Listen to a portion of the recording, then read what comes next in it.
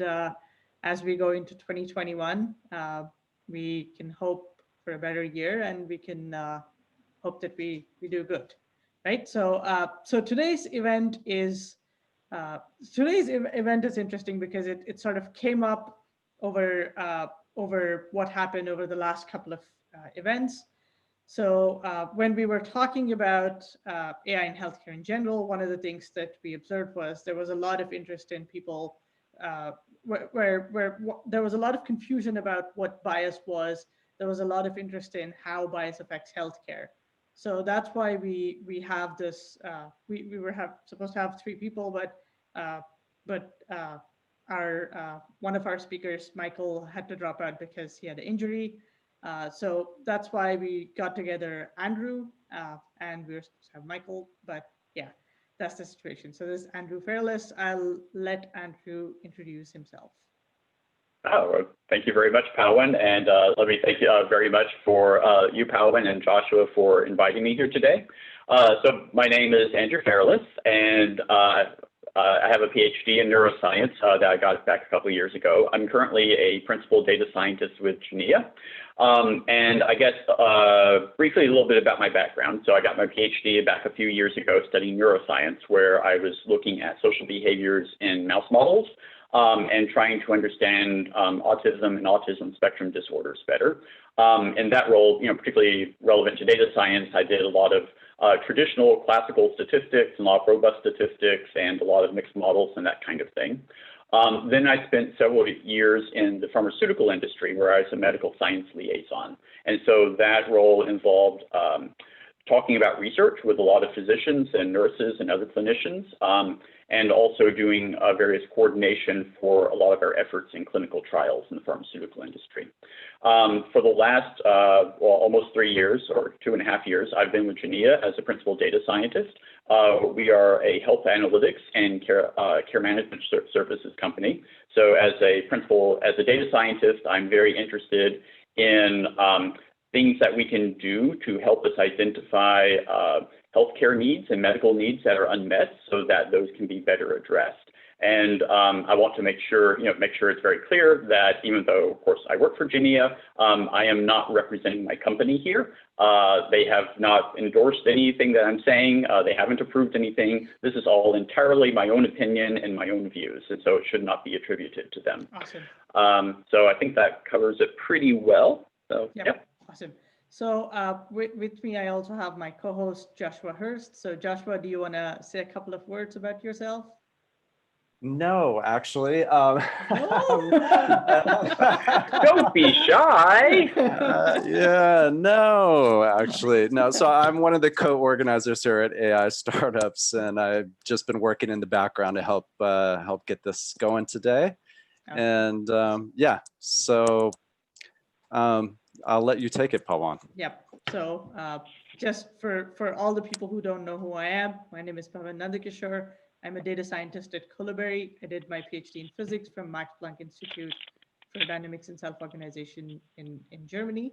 I was a postdoc at NCBS and ICTS. ICTS is International Center for Theoretical Sciences in Bangalore, India.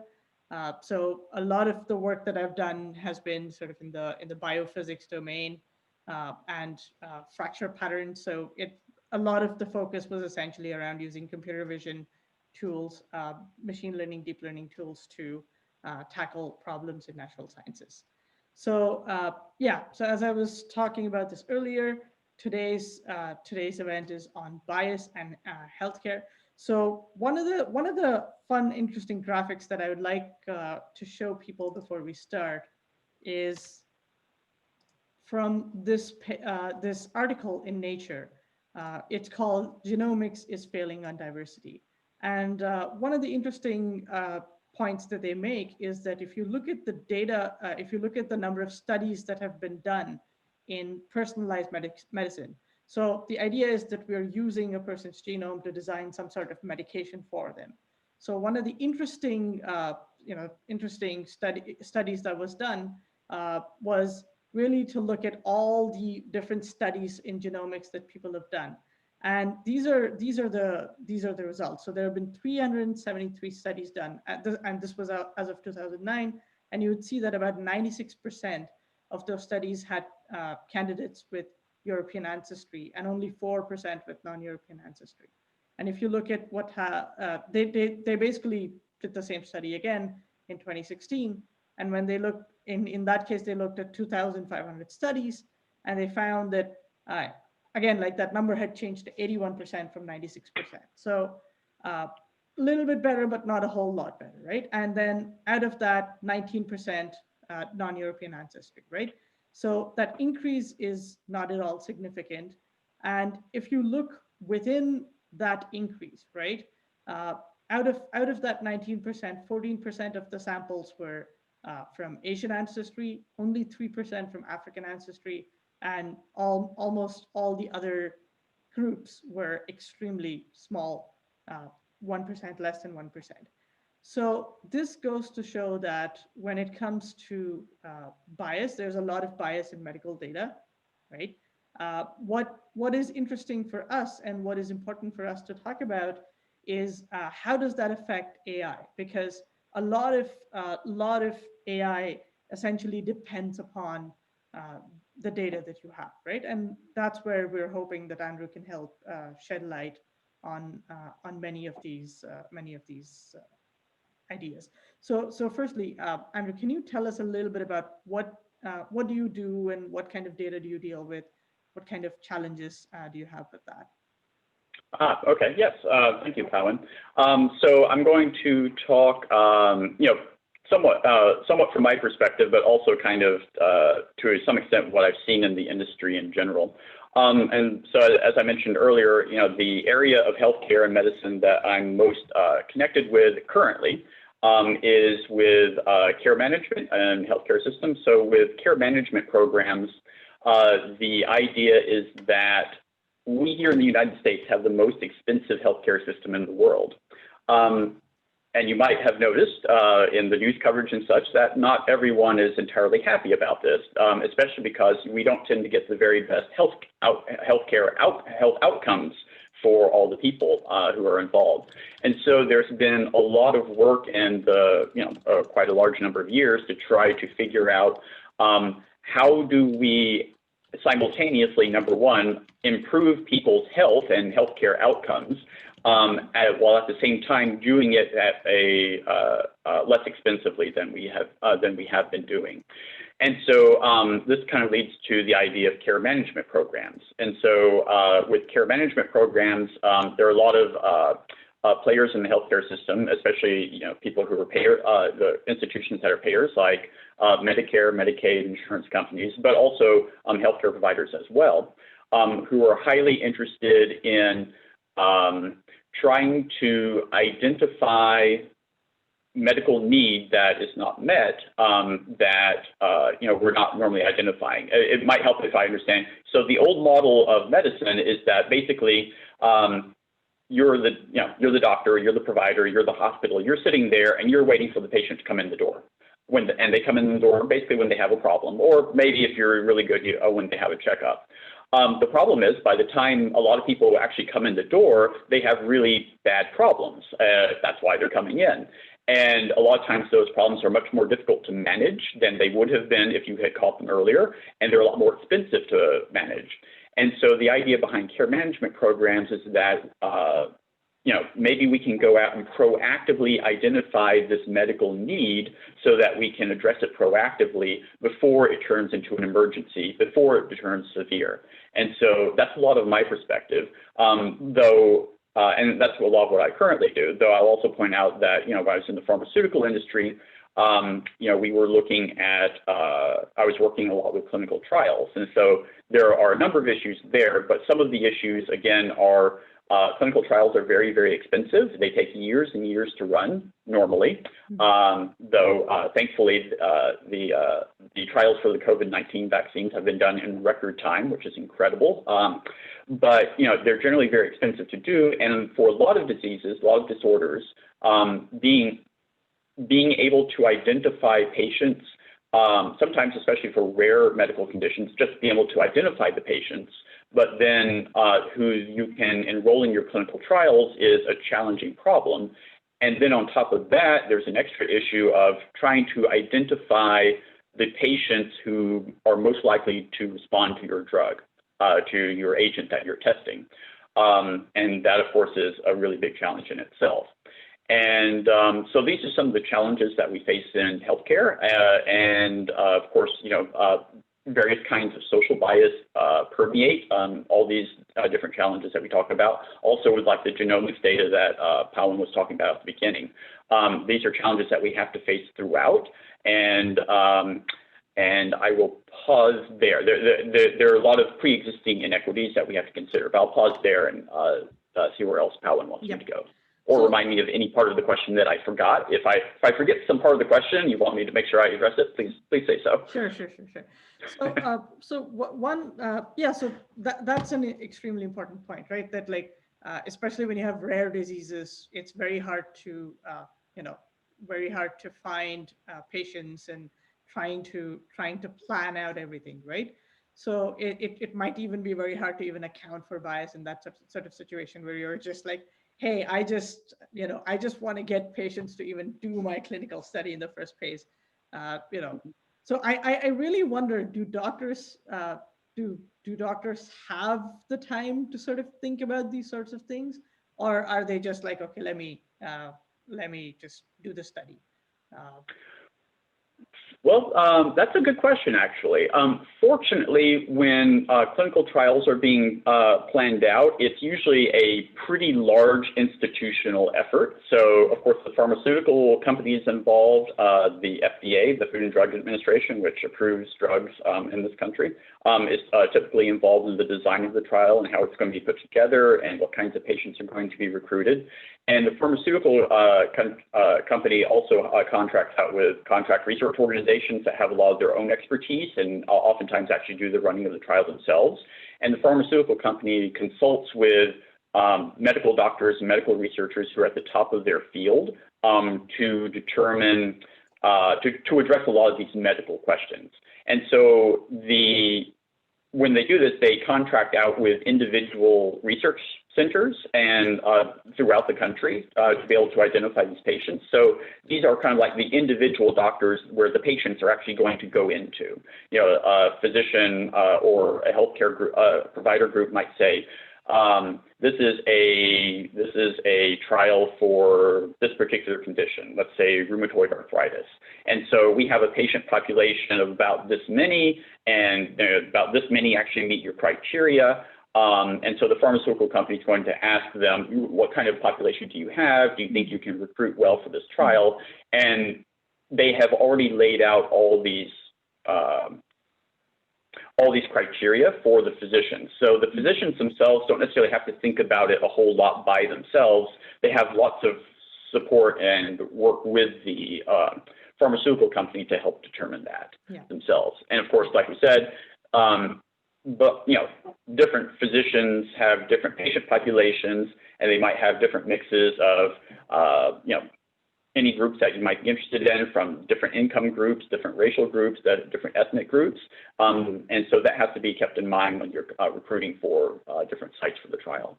That makes sense. Yeah. So my first sort of main question is, it's a fairly general question. So we do know that bias does exist in other domains, like apart from healthcare, right? Like, I mean, whether it be the insurance industry, which also has some relationship to healthcare, but other types of insurance, we know that in housing, there's a documented history of bias. But what is it about healthcare that makes it much more significant? Or does it even make it more significant in the case of healthcare? Well, I think it does, actually. Thank you. Thank you for the very good question, Pawan. So I do think it's important, and for reasons that we all intuitively understand, that the stakes, when we're talking about healthcare, the stakes are always much, much higher. We could literally be talking about life or death. What we have experienced with the pandemic this year, just makes that point even that much bigger about how important it can be. And so And not only that, but I forget what it is, but our healthcare, we have the largest healthcare industry in the world here in the United States, and it's huge. I think close to, I might get this wrong, in 2020 it's probably different, but I think the old figures were somewhere between 15 and 20% of our economy runs through the healthcare system. And so we spend massive amounts of money on it, and so the stakes economically are also big. But in terms of healthcare, we're very much talking about life and death, and so that makes all the stakes of what we do that much higher. So for all my, to put it another way, I think especially a lot in the earlier days of data science, there was a lot of focus, in part because a lot of it emerged out of the tech industry. There was lots and lots of effort made to figure out how to increase clicks on a banner ad. And to all of my, apologies to everyone who's worked on that, because it can be a very interesting problem, but the problems that we deal with are much, much bigger than that. There are a lot of inequities that, a big problem that we have in the healthcare system is, there are a lot of inequities that already existed. And these existed long before we were ever talking about artificial intelligence or machine learning that we could use to address some of these problems. We could talk about a great many inequities. We could talk about ones based on gender. We could talk about ones based on race, based on income, or based on geography. But one of the most important here in the U.S. that I want to talk about, because I'm hoping to talk about a paper that's relevant to this, was a few years ago, that I want to talk about. So one of the most important here in the U.S. is the divide between Black Americans and white Americans. So usually when we talk about this really terrible history, we start with slavery, and then we go to Jim Crow, and then we talk about the Tuskegee experiment. And if we go into somewhat more detail, we might talk about J. Marion Sims, and we might talk about Henrietta Lacks. And I think there are a lot of people out there, a lot of people who look like me, who think that this was all in the past, that, for all the wonderful accomplishments of the civil rights movement, that we changed a few laws, everything was fixed, and we don't have to worry about that anymore. But I really want to emphasize that that's not all in the past, that these inequities continue to exist.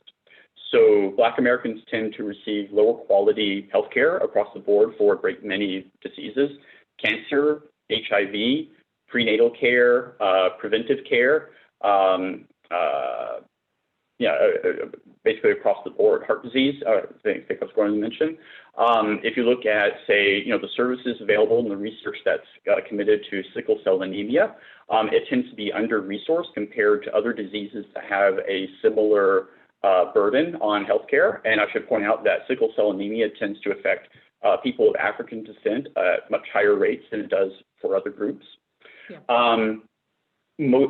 One of the most incredible ones is that babies who are African American tend to die at twice the rates as white babies in this country.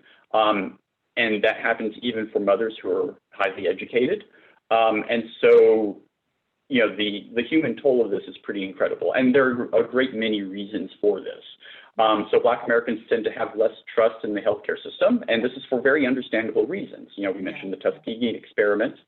Black Americans tend to have jobs where they can't afford to take time off it to even go to a doctor's appointment, or even if they can take the time off, cost might be more of a barrier. When they do get to a doctor's appointment, they tend to get better care when their doctors are African American. But there aren't enough Black doctors to actually service the entire population. Yeah. And I know, I want to point out that I know that every time that a patient walks into a doctor's office, every doctor and every nurse does the very best that they can to serve their patients with the utmost of care and respect. But doctors and nurses have limited resources. This is a systemic problem. Yeah. So despite all the best efforts that any individuals can do, these inequities still exist. They existed long before we were talking about AI, and they will continue to exist unless we continue to try to work on the system. So these inequities already exist, and so it's really important for us in artificial, all of us working on machine learning models to try to figure out, how these inequities permeate through the system. What we can do about it to try to prevent AI from making these inequities worse, and also to try to stop from, reinforcing the status quo. But I also, we're going to be spending a lot of time talking about trying to avoid bad things, but I want to make sure I get in at some point, and so I'm going to say it right now. I'm also an optimist on this, because I was talking a little bit earlier about, a lot of what we need to do in healthcare is identify unmet medical need that we haven't been able to identify and properly address. And so I think this is a place where AI can be very helpful for us to be able to find people who have especially severe needs, where we're able to find people who have transportation difficulties, so that, we can help provide them transportation, help them get transportation to get to the doctor's office, or where we can identify diabetes patients who maybe for whatever reason, they haven't been able to control their insulin very well. Maybe they're having trouble affording their insulin. And so there are all kinds of these opportunities here for AI to help us identify these medical needs, these unmet medical needs, and for us to address them. So we need to avoid all the bad stuff and try to do that. But I actually think AI is a really great opportunity for us to actually improve these inequities and to actually, make all of us and all of our neighbors, much healthier and happier, and make a brighter world to come. So yeah, I do want to make sure that we have an optimistic vision in here too. So there's actually an interesting point that you mentioned about how individuals try their level best to serve us, but then bias creeps in, right? So there is definitely a difference between systemic bias and individual level bias. So even I mean, I think the idea is that even if everyone was super fair today, the way some of these systems and some of these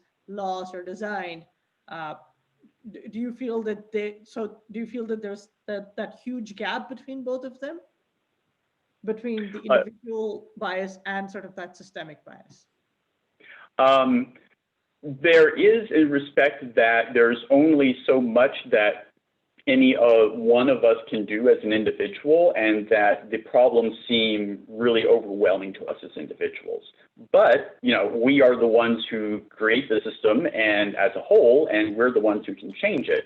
And I think one of the really important things that we have to do when addressing AI and bias for any industry, not just healthcare, is that, a key theme is that we need to be able to involve multiple stakeholders from all across society. There are a variety of reasons for this, but one of the most important is that leaving aside artificial intelligence for a moment, if we get a bunch of people in a room and we talk about what fairness is, we're probably going to have a lot of disagreement. I mean, we'll probably agree a lot too, but there are going to be lots of differences, especially in particular situations. And so there are lots of different ideas of what fairness is. And when we actually start bringing artificial intelligence in, we have to actually try to take these, vague ideas and very important ideas of what fairness is, and try to translate it into math. And I think I heard one researcher say that, there's probably like 21 different mathematical definitions in the literature of what fairness is.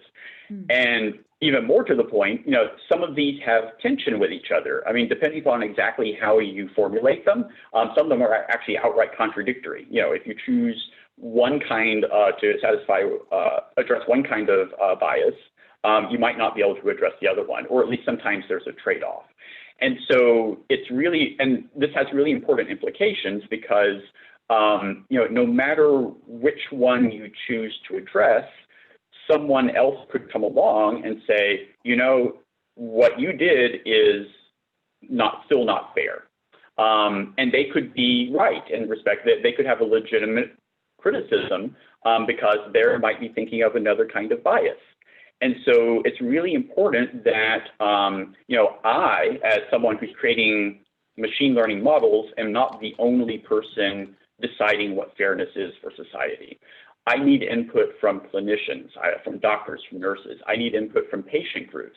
I need input from economists. I need input from the legal community. I need input from the politicians. I need input, especially from underrepresented groups and underprivileged groups who have tended to not be adequately heard in these conversations in the past.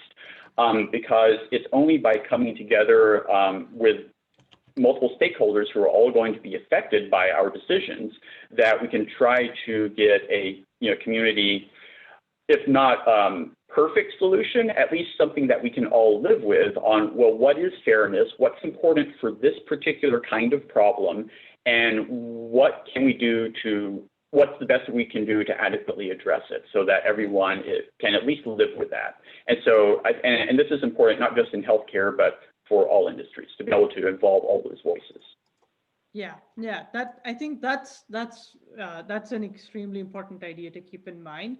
That I really like the point that we would not agree about fairness, right? Like, I mean, that's a very, very it really drives home the point that even before we get to AI and even before we talk about algorithms and data strategy, we need to keep in mind that we as human beings cannot agree on fairness. How are you going to expect that a computer is going to learn that definition of fairness, right? So that's a very very nice point. So sort of the next question that I have for you, right? So as a data scientist, right? So when you really start training models, how do you think about bias? Like how can we, what can we do as data scientists to sort of deal with that situation, right? So on your day-to-day basis, and then on a more sort of general basis. Yeah. So I guess the first point that I would want to make that is that if you're sitting at your computer and you're trying to figure out how to address bias and you're confused or overwhelmed and at what to do, this is perfectly understandable. So we as a field, as a community, are trying really hard to figure out how to address this.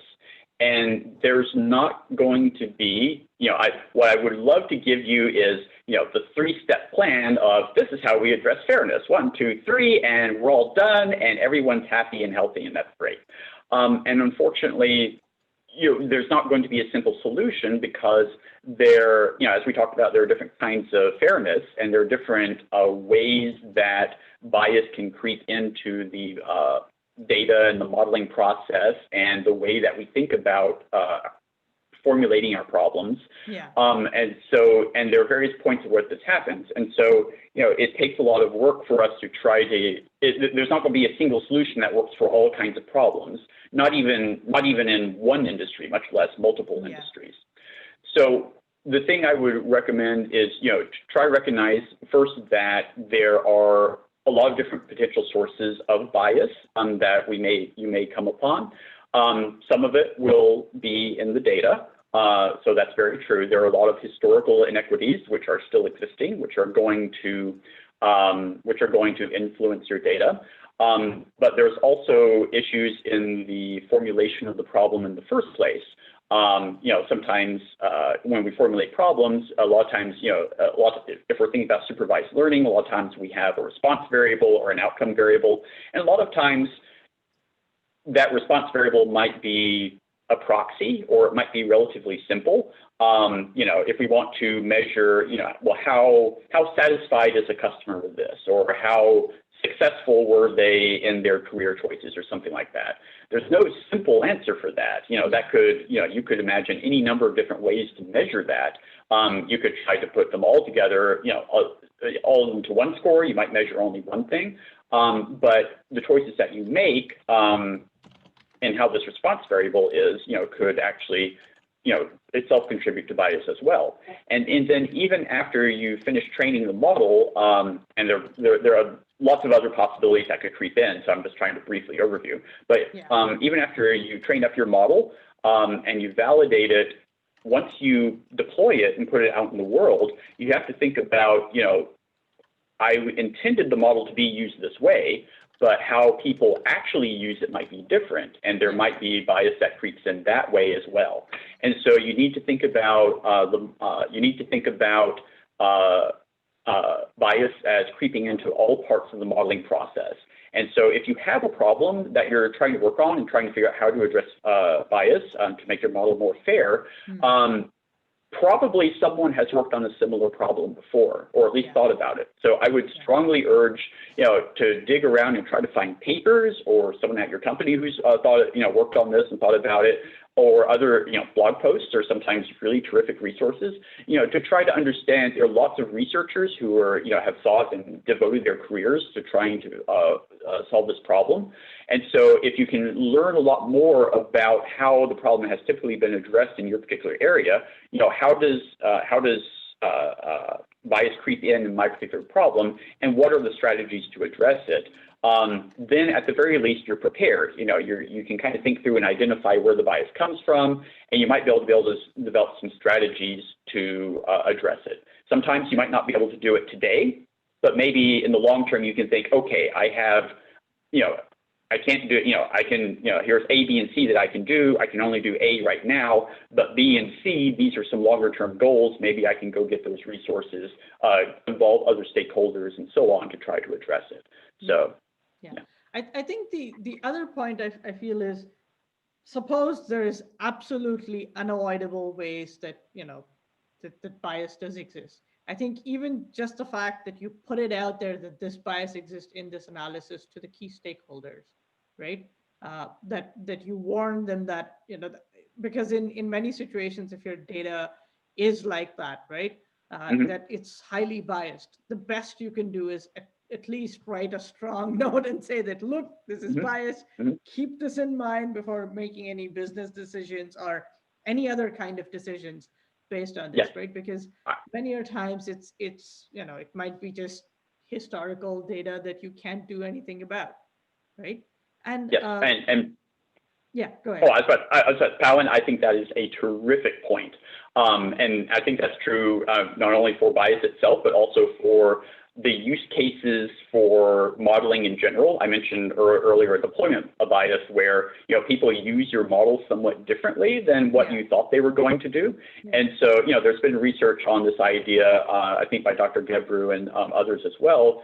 Dr. Mitchell, I think, was involved in using model cards where you kind of briefly outline the key characteristics of your model and how it was trained, the potential biases, and the potential use cases. And so, it's kind of a brief standardized way of looking at information about your model, and also kind of a warnings of, be careful to use it the way it was intended, and a warning in case, in case you start using it in some other way. So I think that's a really important point. Thank you for bringing it up. Yeah. So that, and really thinking about that, right? So there's so many different ways that we can attack and try to make sure that there's no bias. But I think the other thing that perhaps I can ask you is, do you think it's possible that, can we work with the actual stakeholders who collect the data somehow to try and put that in process, or is that too complex for a data scientist to do? It's going to so first of all, as institutionally, yes, absolutely, it should absolutely be done. As an individual, this is can sometimes be a challenge because one of the things that happens in a lot of our setups is that we're not the ones who are actually collecting the data ourselves. We're usually getting it from some other source. Sometimes that source is not even in the same company, and so it can be challenging to even sometimes figure out where the bias is, how the data was collected, what kinds of measurement bias might be involved with it, representational issues. So one issue that comes up in healthcare a fair bit is, a lot of data is protected by privacy laws. In the United States here, we have one that's HIPAA, which was passed about 25 years ago. And so we need to the extent possible, we need to minimize the number of people who are using personally identifiable healthcare data, to protect patients' privacy. But this can be challenging because at times for some of our other goals of addressing bias and unfairness in data, because sometimes we don't always get all the information that we need to fully address and measure these things. So in a healthcare data set, it would be we pretty much always get gender. but we do have some issues there, even there, because, leaving aside that sometimes there are always data entry errors, we do have a population of non-binary people whose healthcare needs have oftentimes unmet, and a lot of our databases do not allow non-binary coding of gender in our healthcare data sets. And so it's harder to, at a systemic level and at institutional level, sometimes it's harder to identify these people so that we can meet their needs. Oftentimes, we do not have access to race or ethnic information. And so a lot of times, for us to even try to figure out whether our model is biased against these groups or our model is unfair in some way with regards to these groups, we can't necessarily do it in a data set that is de-identified. We might not have access to that information, or at least not easily. Even things like income, we don't necessarily have ready information from, and of course, low-income groups, in particular, tend to have very important unmet healthcare needs. Yeah. And so this is a particular issue that we face in healthcare, is,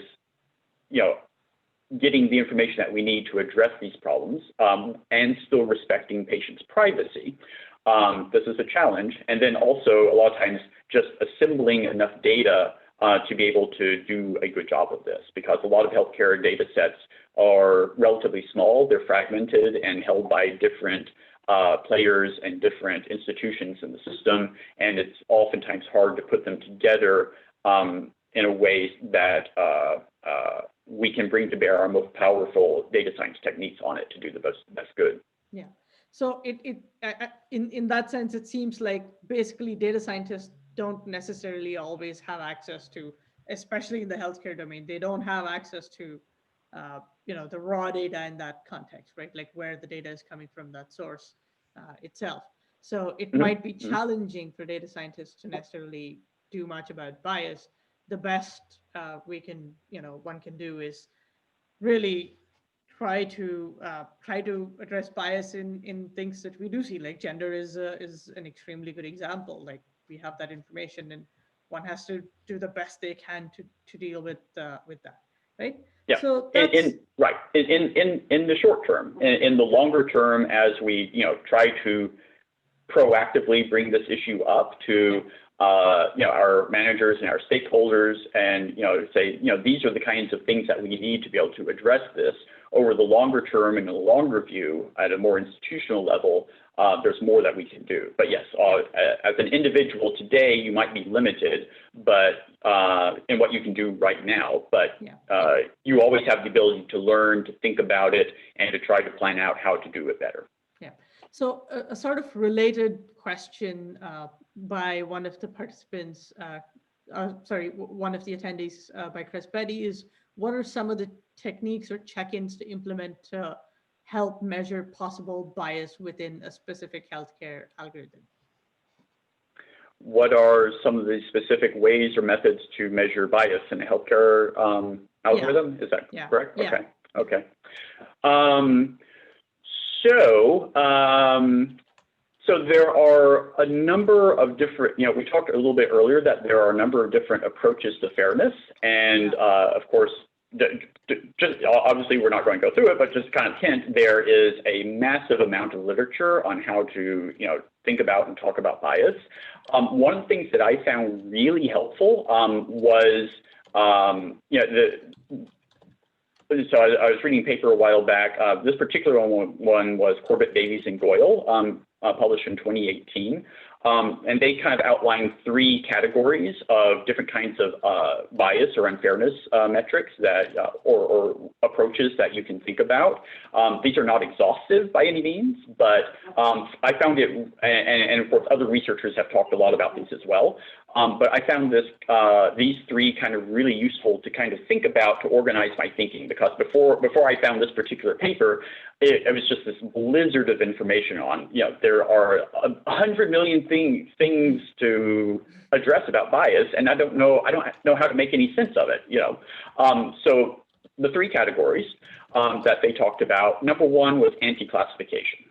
So with anti-class, So anti-classification is the idea that if you have a group in your data set, let's say gender, and you want to train a model, well, first you need to remove data, you need to remove the column for gender from your data set so that your model cannot use gender in making its judgments. So that was, you want to remove the information. There's a more sophisticated version of that too, because you can automatically think, well, okay, if I remove one column with gender, there are probably other variables in the data set like income or consumer habits, or in healthcare, we might have pregnancy-related things that are also going to correlate with gender.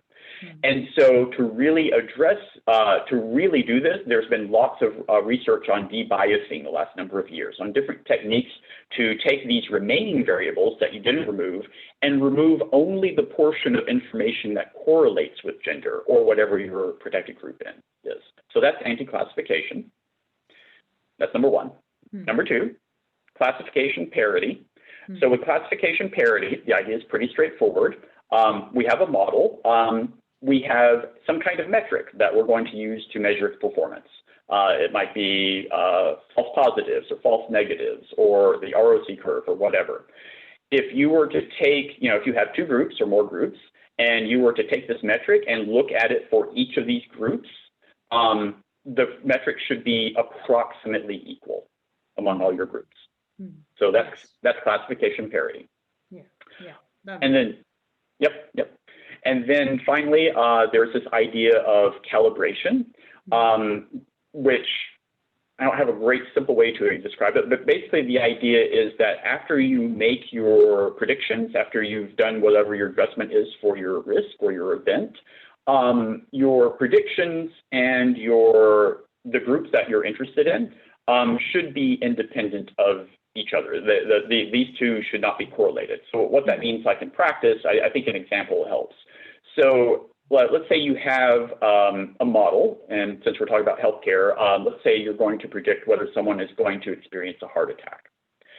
And so with calibration, the idea is if you have a group of men in your sample that you're going to predict the heart attack for, and your model says, well, 30% of these men are going to experience a heart attack.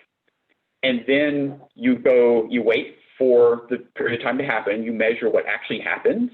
Approximately 30% of the men should actually have a heart attack. That's a well-calibrated model. And then, likewise, for women, let's say your model says that about 20% of women are going to experience a heart attack. Then when you actually measure the performance of what actually happens, then approximately 20% of women should experience a heart attack. If those happen, and for whatever groups that you're working with, then you have a well-calibrated model.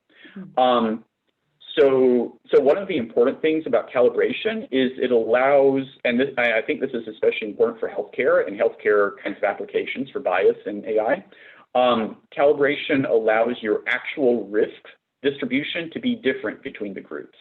So there's a lot of, don't take the exact numbers that I said seriously, but there is general literature suggesting that men generally tend to have higher risks of cardiovascular disease than women do. So I didn't choose that example by coincidence.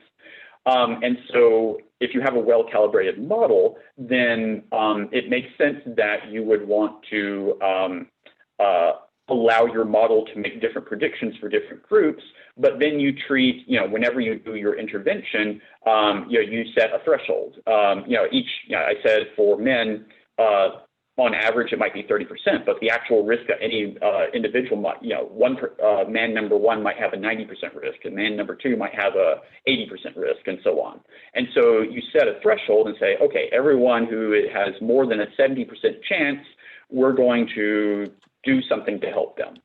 And so in this case, you would have a portion of men and a portion of women who all have the same level of risk, and you would treat them the same way. Now, in this particular example, you might actually end up having more men than women in this particular group, but that's okay because you're addressing their healthcare risk. While I'm on the subject, I just want to point out, so we talked a little bit, I alluded a little bit earlier that there are different tensions between different approaches to fairness. So you might notice that calibration has some tension with classification parity, because I mentioned one of the aspects of calibration is that you can allow your risk distributions to be different. But in classification parity, you want your predictions to be same between groups. Which one you choose depends upon your application and what you're going to do. If you're doing something like looking at qualified applicants for a job, classification parity might be a much more appropriate one. Yeah. But if you're looking at, I think a lot of healthcare approaches, where the actual risk distributions can vary between your groups, I think calibration is probably more likely to be what you would want, with the hesitation that there's not going to be any one answer. But that's kind of my current thinking. I'm definitely open to being persuaded other ways. And I'll also mention real quick that with calibration, there's also some tension with anti-classification, because to have a well-calibrated model, oftentimes you need information about your groups in your data set so that you can calibrate the model really well. But of course, that goes against anti-classification, where you want to make sure you do not have that information in your data set. So again, it depends on what your use case is, where the unfairness, where the bias is entering into your particular application, is going to help guide you on how, which approach to use to address it. Yeah, that's a great answer. I mean, I think that's important, and I hope that it's illuminating for all the attendees that there are methods out there that you can use to address some of the biases, and it's important to explore through literature what people have done, what are the approaches people have taken, and people. It's not like people don't care about this problem. People do care about this problem, and people are putting in a lot of effort to try and understand what's the best way to attack it, and do explore. So one of the sort of going along those lines of talking about algorithms and how models are being trained. One of the questions I have is that so we have talked about like how bias can come through the data when it comes to the healthcare domain, right? But can bias also come through the algorithms or models that have been trained in some other domains?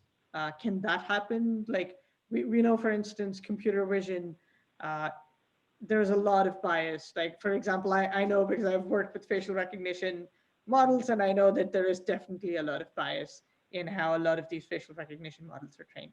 So how do you suspect that affects all the sort of applications that companies build, at the same time the use cases that companies go through when they're using it for basically building AI products? Mm-hmm. Yeah, I think probably the biggest areas where this is going to be really important, at least currently, that I can think of off the top of my head, are probably, as you mentioned, Pawan, image analysis and also natural language processing, because these are areas where the state-of-the-art technologies, are models that have been trained by big tech companies on massive, huge amounts of data that most of us don't have the ability to access or the budget to be able to train, unless you want to use your own paycheck. I mean, I could use my own paycheck to train Bert, number 5,000, but I'll leave that to the company budget. So just saying. But so like, especially in the medical domain, I think there's been a fair bit of work in NLP, natural language processing, to identify a lot of the biases that are happening in these models and to try to figure out how to de-bias this information, both in general. And there are various medical, potential and actual medical applications that are being developed to try to, retrain these models for clinical usage. Perhaps interpreting clinical notes that doctors write about their patients, because that's unstructured data, and there's a lot of really important and valuable, rich information in there. But if we're retraining a pre-trained NLP model, there could be biases in there. and of course, there's been use of a lot of things like chatbots in a number of applications that interact with patients. And again, and a lot of them are oftentimes retrained for medical specific applications, but again, there could be biases in there. And so, that's something where, we want to try to address as best as we can. I'm not as familiar with the image literature in this, but, since you were talking about it, Pawan, have you seen some examples where, some of the pre-trained image analysis, pre-trained image models have been, tried to apply to radiology or to other areas of medicine, and and this has been any effects or concerns with that you've seen so far? So I honestly don't know the literature on that if there are effects, but I'm certain that if anyone uses anything in facial recognition, directly from ImageNet, they are definitely going to encounter biases. And there are actually documented cases of this. And this is one of the reasons why, to a large extent, using ImageNet for medical purposes, even if you're just using it for pre-training, one has to be extremely careful. That's for certain. As far as a lot of radiology-based images, the way that they're trained and the size of the data sets themselves, they're tiny. So you can't really use you can use ImageNet, but it's you're probably better off just training either a newer model or a different approach altogether. What about, I've seen applications for image analysis in dermatology so have you seen any seen any pre-trained models being used there? So there people are a lot more careful. But then again, the issue is that most of the articles that you'll see, or most of the things written, that again, the data set is basically people who have, people who are white, right? So it's much harder to do, do a more careful analysis when you have people who have sort of darker skin. So, but these are definitely challenges that people are dealing with. So yeah, I mean, this is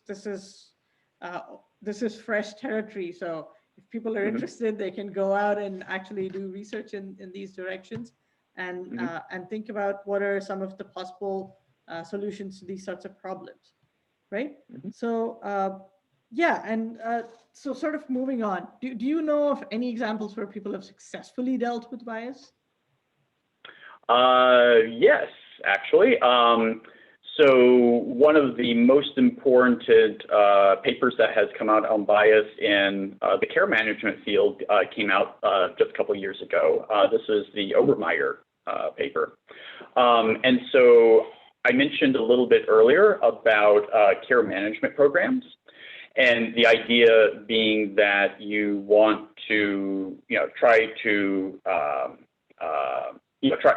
identify a patient's needs so that you can, go out and proactively address them before they become big problems. And so what happened in this paper is that, and this was published about a year ago, this was in 2019. And so there are a number of algorithms that have been used to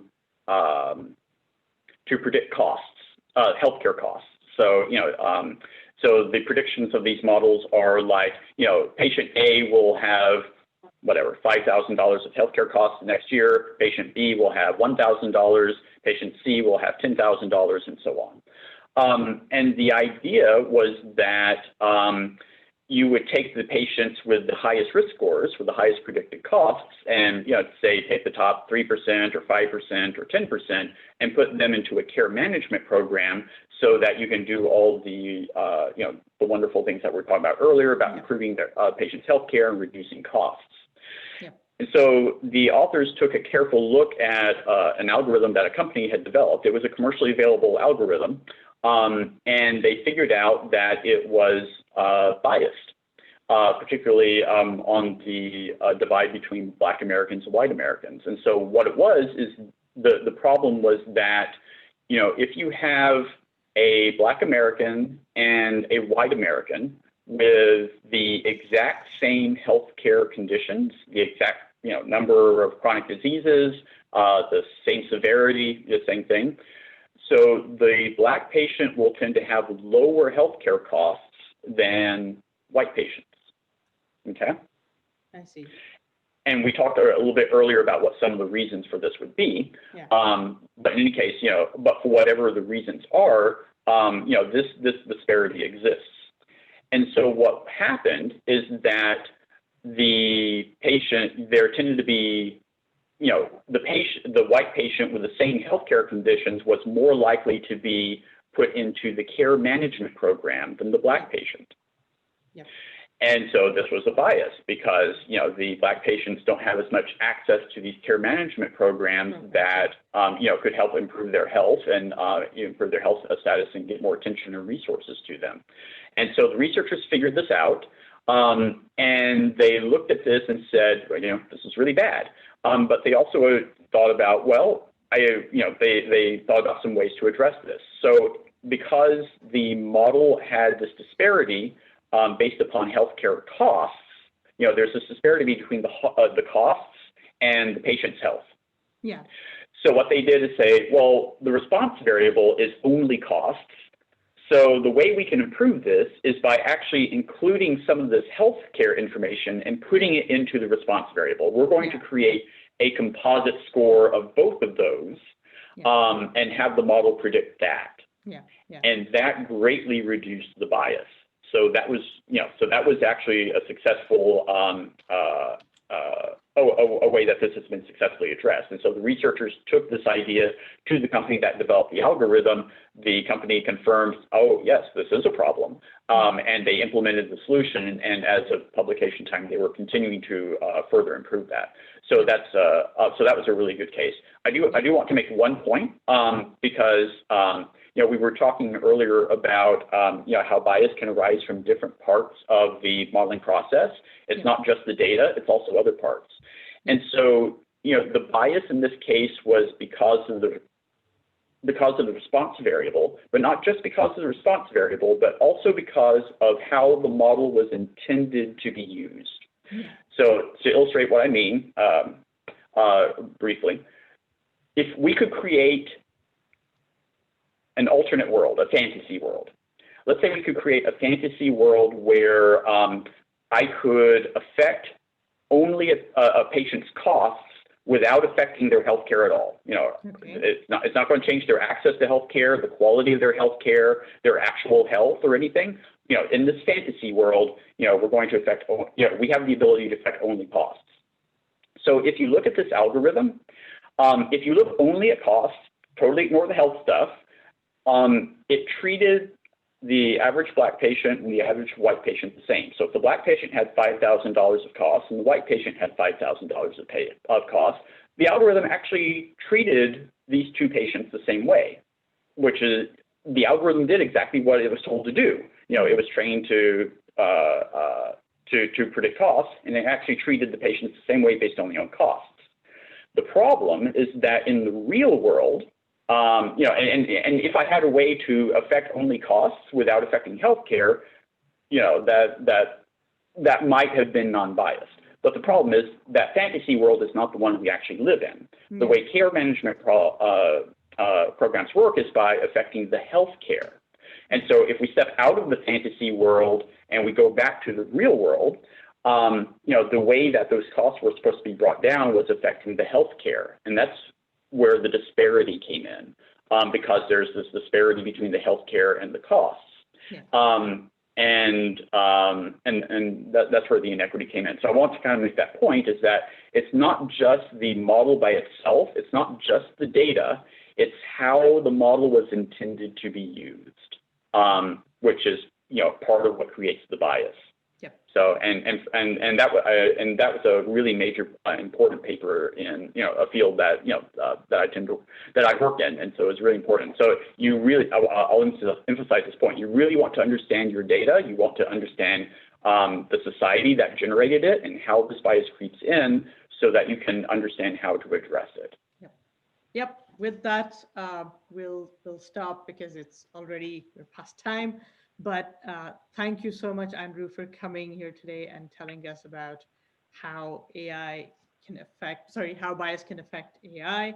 And I would also like to thank our attendees. It's everything runs because of you. Thank you so much for being here. And yeah, so we'll put up the video for this event on YouTube. And yeah, let's catch up. Let's catch up next year, everyone. So thanks, everyone. Have a great Thank you. All right. Thank you, Pawan. See ya.